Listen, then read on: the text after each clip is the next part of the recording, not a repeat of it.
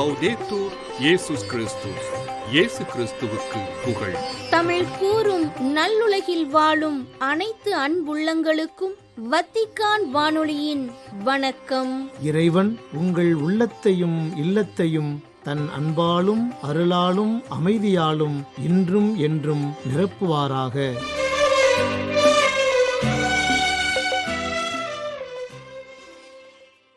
நேயர்களே, தடம் தந்த தகைமை, அன்னை ஓர் அதிசயம் மாற்றும் செய்திகளை இன்று யாம் உங்களுக்கு வழங்குகின்றோம். தடம் தந்த தகைமை, அழியாத உணவுக்காக உழையுங்கள்.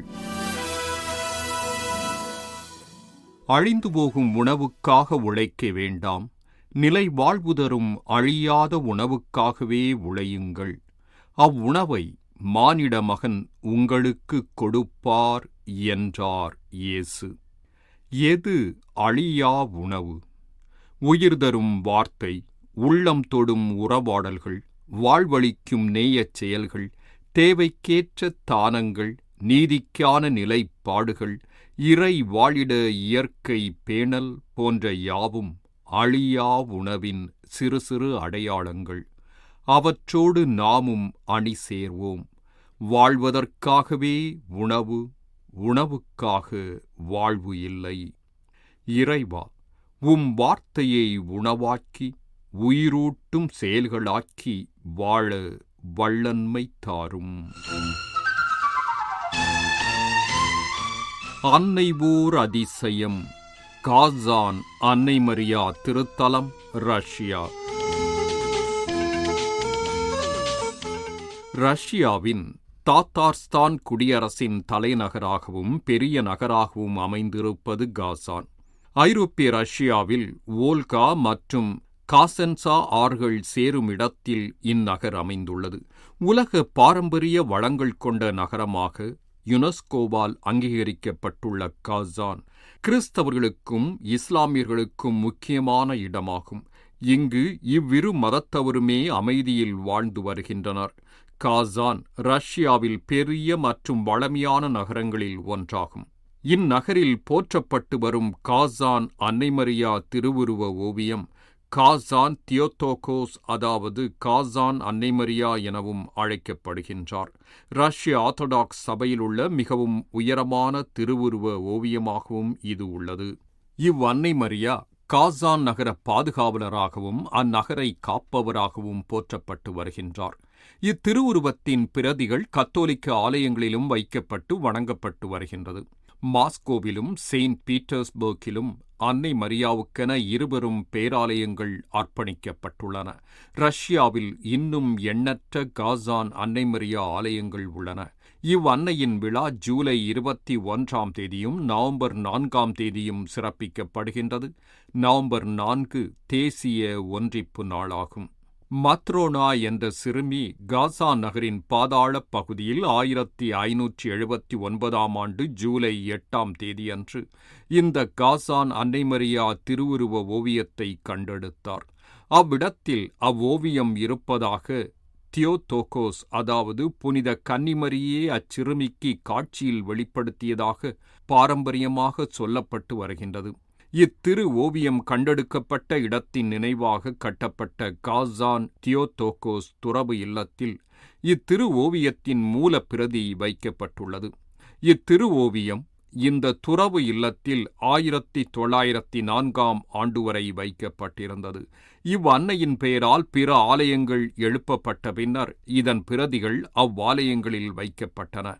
ரஷ்ய இராணுவ தளபதிகள் டிமித்ரி போசார்ஸ்கி, மிகேல் கூத்தோசோவ் ஆகிய இருவரும் காசான் அன்னை மரியாவிடம் ஜெபித்ததன் பேரில் 1612 போலந்தின் ஆக்கிரமிப்பிலிருந்தும் 1709 ஸ்வீடனின் ஆக்கிரமிப்பிலிருந்தும் 1812 நெப்போலியனின் ஆக்கிரமிப்பிலிருந்தும் ரஷ்யா காப்பாற்றப்பட்டதாக நம்பப்படுகின்றது.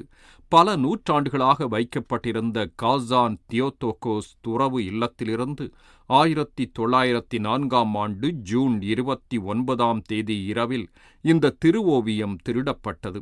இவ்வோவியம் வைக்கப்பட்டிருந்த சட்டம் தங்கத்தால் பல விலை மதிப்பற்ற ஆபரணங்களால் அழகு செய்யப்பட்டிருந்தது. திருடர்கள் இவற்றிற்காகவே இதனை திருடிச் சென்றுள்ளனர். பல ஆண்டுகள் கடந்து ரஷ்ய காவல்துறை திருடர்களை கண்டுபிடித்தது. இவ்வோவியம் சிறு சிறு துண்டுகளாக வெட்டப்பட்டு எரிக்கப்பட்டு விட்டதாக இவர்கள் வாக்குமூலம் அளித்தனர். ஆயினும் ஒரு திருடர் இது சைபீரியாவில் காட்டுப்பகுதியில் உள்ள ஒரு துறவு இல்லத்தில் இருப்பதாக தெரிவித்தார். ஆனால் இதில் உண்மை இல்லை என நம்பப்பட்டதால் ரஷ்ய காவல்துறையும் இதனை கண்டுபிடிக்க மறுத்துவிட்டது. போலியான திருவுருவத்தை வணங்குவது துரதிர்ஷ்டம் என்று சொல்லி காவல்துறை இதனை தேடுவதற்கு முயற்சிக்கவில்லை. அச்சமயத்தில் ரஷ்ய ஆர்த்தடாக்ஸ் சபையும் இந்த அன்னை மரியா திருவோவியம் காணாமல் போனது ரஷ்யாவுக்கு வரப்போகும் ஆபத்துக்களின் அடையாளம் என எச்சரித்தது. உண்மையில் 1905ஆம் ஆண்டில் இடம்பெற்ற புரட்சிகளின் தீமைகளுக்கும் ரஷ்ய ஜப்பான் போரில் ரஷ்யா தோற்கடிக்கப்பட்டதற்கும் இதுவே காரணம் என சிலர் நம்பினர் என்பது குறிப்பிடத்தக்கது. அன்று அச்சிறுமி கண்டெடுத்த இந்த அன்னை மரியா திருவோவியம் செயின்ட் பீட்டர்ஸ்பர்க்கில் இருப்பதாக 1917ஆம் ஆண்டின் ரஷ்ய புரட்சிக்கு பின்னர் கூறப்பட்டது. லெனின்கிராட் நகரம் முற்றுகையிடப்பட்டபோது அந்நகரின் கோட்டைகளைச் சுற்றி இந்த காசான் அன்னைமரி திருவோவியத்தை ஊர்வலமாக எடுத்துச் சென்று அன்னையின் அருள் வேண்டினர். பின் நாட்களில் இத்திருவுருவ ஓவியம் போல்சேவிக்ஸ் என்பவர்களால் விற்கப்பட்டுவிட்டது என்றும் கூறப்படுகின்றது. எனினும் போர்த்துக்கல் நாட்டு பாத்திமாவில் 1970களில் வைக்கப்பட்ட இவ்வோவியம் அதன் மூல பிரதி என்றே சொல்லப்படுகின்றது. பாத்திமாவில் உள்ள இவ்வோவியம் 1730ஆம் ஆண்டைச் சார்ந்தது என வல்லுநர்கள் கூறுகின்றனர். பாத்திமாவில் உள்ள காசான் அன்னைமரி திருவோவியம் 1993ஆம் ஆண்டில் புனித திருத்தந்தை 2ஆம் ஜான் பால் அவர்களிடம் கொடுக்கப்பட்டது. அவர் இதனை தனது அறையில் 11 ஆண்டுகள் வைத்து வணங்கி வந்தார். 2004ஆம் ஆண்டு ஆகஸ்ட் 26ஆம் தேதி வத்திக்கான் புனித பேதுரு பசிலிக்கா பீடத்தில் காசான் அன்னைமரி திருவோவியம் வைக்கப்பட்ட பின்னர் மாஸ்கோவுக்கு நிரந்தரமாக அளிக்கப்பட்டுவிட்டது. 2005ஆம் ஆண்டு ஜூலை 21ஆம் தேதி இவ்வன்னையின் விழாவன்று ரஷ்ய ஆர்த்தடாக்ஸ் சபையின் முதுபெரும் தந்தை 2ஆம் அலெக்சிஸ், தாத்தர்ஸ்தான் குடியரசுத் தலைவர் மிந்திமிர் ஷாய்மியேவ் ஆகிய இருவரால் காசான் கிரெம்ளின் மங்களவார்த்தை பேராலயத்தில் காசான் அன்னைமரி திருவோவியம் ஆடம்பரமாக வைக்கப்பட்டது. காசான் அன்னைமரி கிறிஸ்துவ சபைகளின் ஒன்றிப்புக்கு உதவுவாராக. கிறிஸ்தவர்களின் ஒற்றுமைக்காக காசான் அன்னைமரியிடம் ஜெபிப்போம்.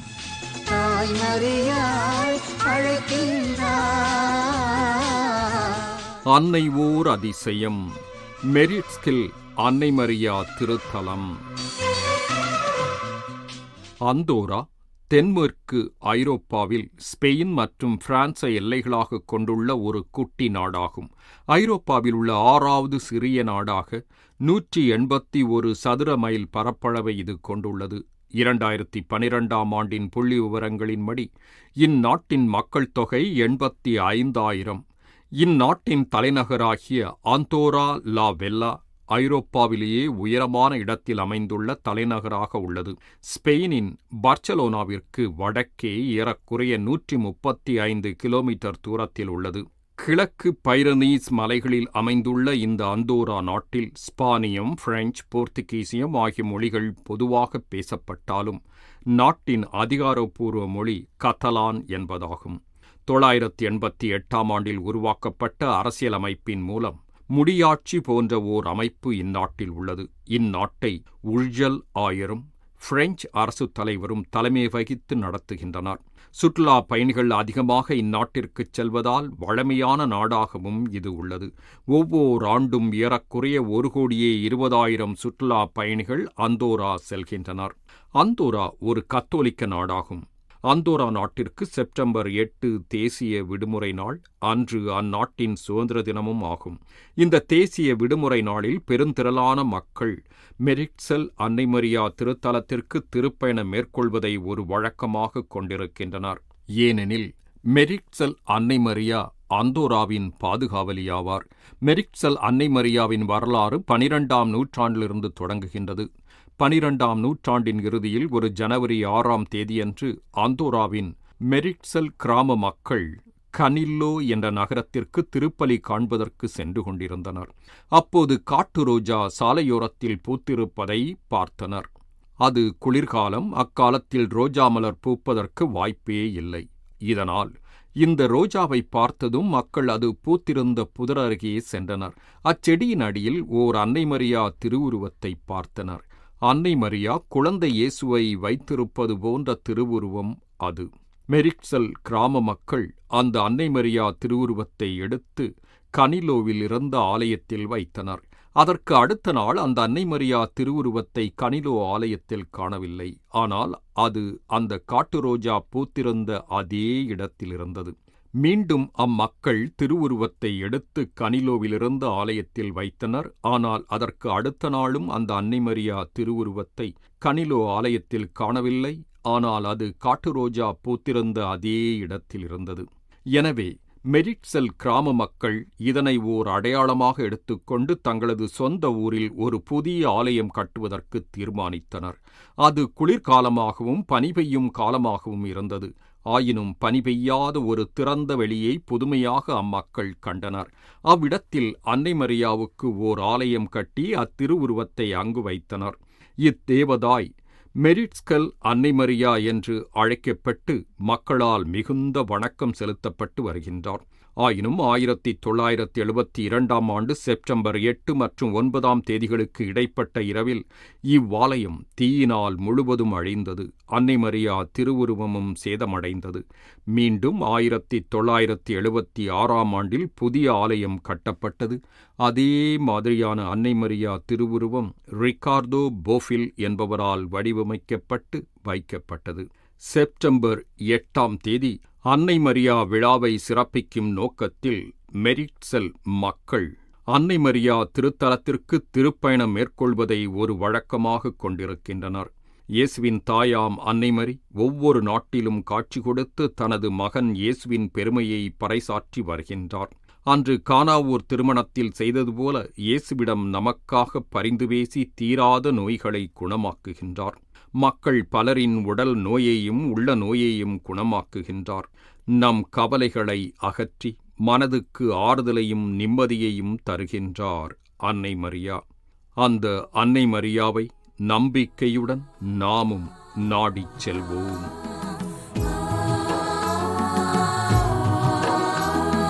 தாய் முகத்தை பார்க்கிறேன், இன்பம் ஒன்றை காண்கிறேன். துன்பம் என்று என்ன வந்தாலும் தாயின் வழியில் செல்கிறேன். தாய்மரியை போற்றிடுவோம், உலகு எங்கும் சான்று பகர்வோம். தாய்மரியை போற்றிடுவோம், உலகு எங்கும் சான்று பகர்வோம். தாய் முகத்தை பார்க்கிறேன், இன்பம் ஒன்றை காண்கிறேன்.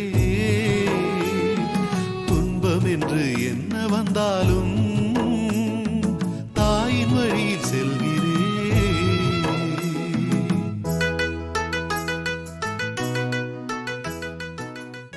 ரஷ்யாவின் காசான் அன்னை மரியா திருத்தலம் மற்றும் ஆந்தோராவின் மெரிட்சல் அன்னை மரியா திருத்தலம் என்ற இரு அன்னை மரியா திருத்தலங்கள் குறித்து இன்றைய அன்னை ஓர் அதிசயம் நிகழ்ச்சியில் உங்களுக்கு வழங்கியது வத்திக்கான் வானொலி.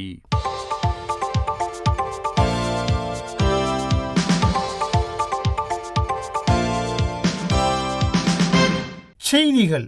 டொமினிக்கன் குடியரசின் தலைநகர் சாந்தோ டொமிங்கோவில் இரவு விடுதி ஒன்றின் மேற்கூரை இடிந்து விழுந்த விபத்தில் உயிரிழந்தவர்களின் குடும்பங்களுக்கு தனது ஆழ்ந்த இரங்கலை தெரிவித்துள்ளார் திருத்தந்தை பிரான்சிஸ்.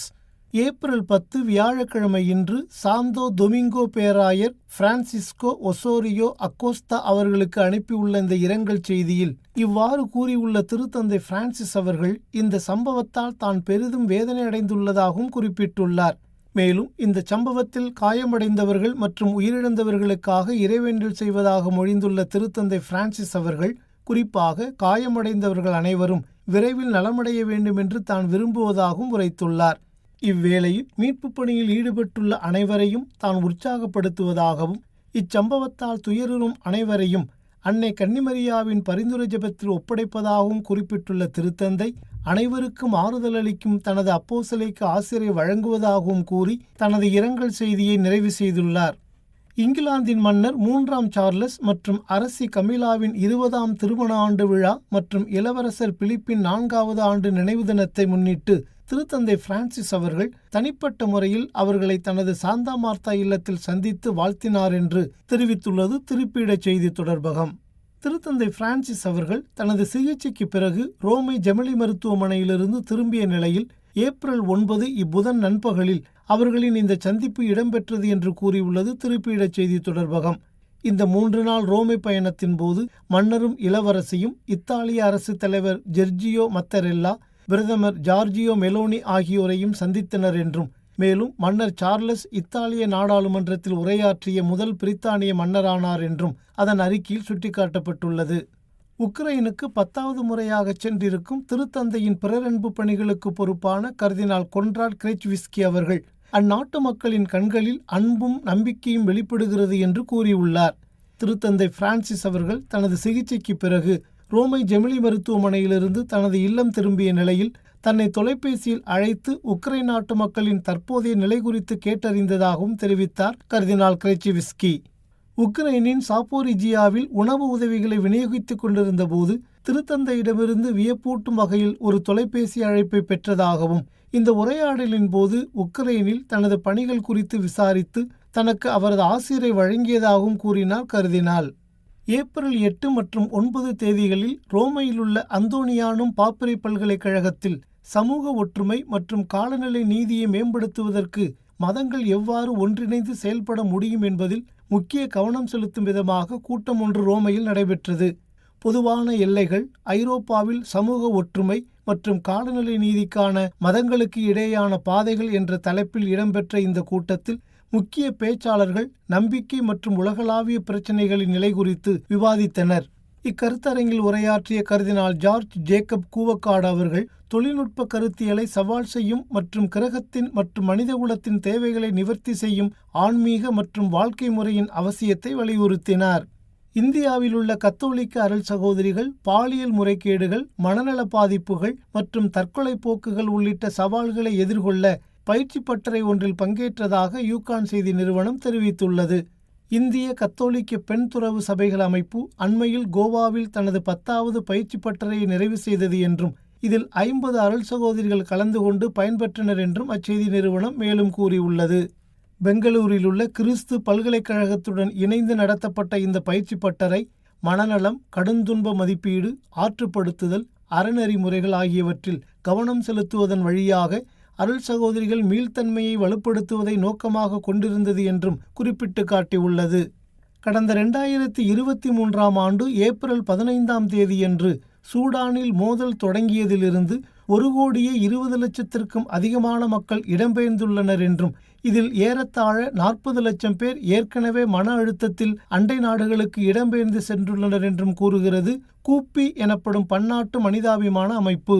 ஏப்ரல் 10 வியாழக்கிழமை இன்று இந்த தகவலை அறிக்கை ஒன்றில் வழங்கியுள்ள இவ்வமைப்பு சூடானின் மக்கள் தொகையில் 1/3 பங்கு மக்கள் தற்போது இடம்பெயர்ந்துள்ளனர் என்றும், அவர்களில் பாதி பேர் குழந்தைகள் என்றும் பெரும் கவலை ஒன்றையும் வெளிப்படுத்தியுள்ளது.